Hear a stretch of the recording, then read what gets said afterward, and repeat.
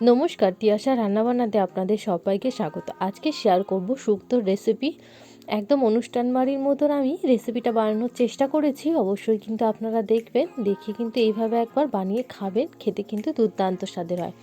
তো সবার প্রথমে তার জন্যে গ্যাস অন করে কড়া বসিয়ে সাদা তেল দিয়ে আমি এখানে কলাটাকে ভেজে নিলাম। লম্বা লম্বা করে কলাটা কেটে নিয়েছিলাম।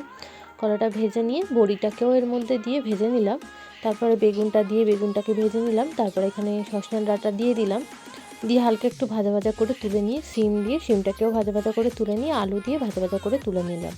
আপনারা চাইলে এর সাথে আপনাদের পছন্দ মতন কয়েকটা সবজিও অ্যাড করতে পারেন।